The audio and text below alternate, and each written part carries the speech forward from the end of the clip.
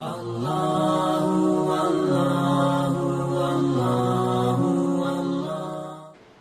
Muhammad have multiple wives, and is that a perfect example that it's okay to have multiple wives? And Okay, fine. So the question is about polygamy or polygyny, as we say, right? Multiple wives or so.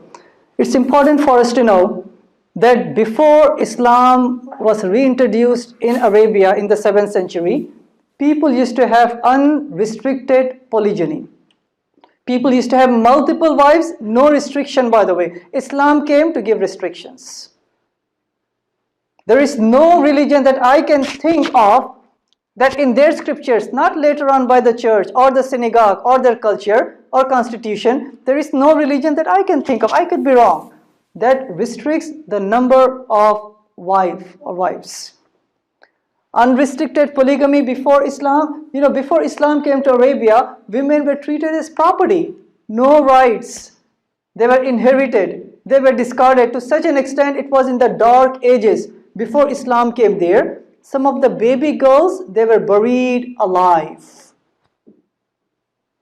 That was the darkness before Islam came there. But after Islam came to Arabia, in the Quran and through Muhammad, peace be upon him, women, they were uplifted from being property to being fully human, equal to man in the eyes of God.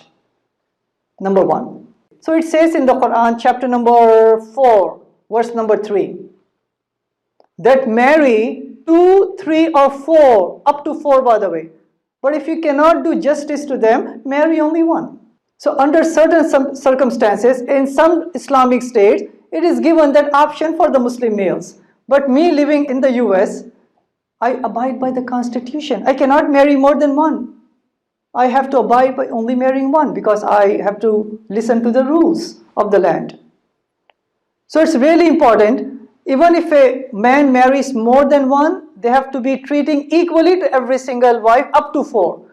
But if they cannot do equality, marry only one. Number 3 important point on this polygyny issue. Polygamy is not introduced by Islam. Polygamy is always there all throughout history, by the way. Even if you look at the Old Testament, almost every single prophet was polygamous. The greatest prophet of the Old Testament was Moses. Did he marry only to one? More than one. Abraham, many. King Solomon, it says in 1 Kings chapter 11, verse number 1, 2 and 3, he had 700 wives. No, what I'm saying is that there's not a single statement in the Old Testament that says don't marry more than one. Polygamy has always existed. Islam came to restrict it.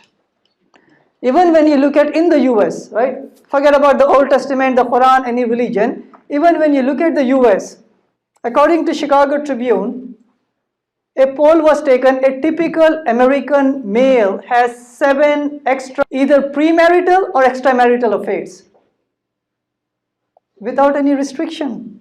If the poor lady, the girl becomes pregnant, he can just move out and then she has to raise single children.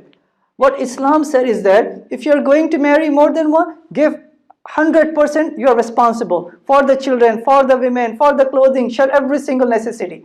Compare it. Unrestricted number of extramarital affairs, unrestricted number of wives, no responsibility compared to what Islam said.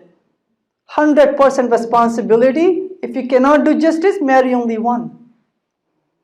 This is doing justice to the widows, to the orphans, especially in the time of war. When a lot of males are killed, there's a surplus of women. Who's going to marry them?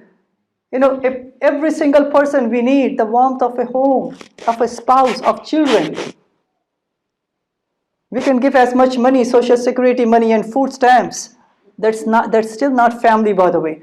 And many a times, the children of a single parent household, they're close to 40% of this country, they have single parent household.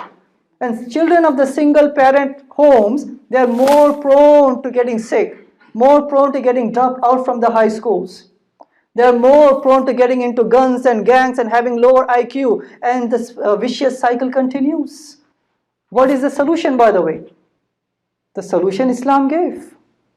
So we have to look at the wisdom of God. So again, Islam did not introduce polygamy, it only restricted it with the wisdom behind it, with 100% responsibility for the safety of the society.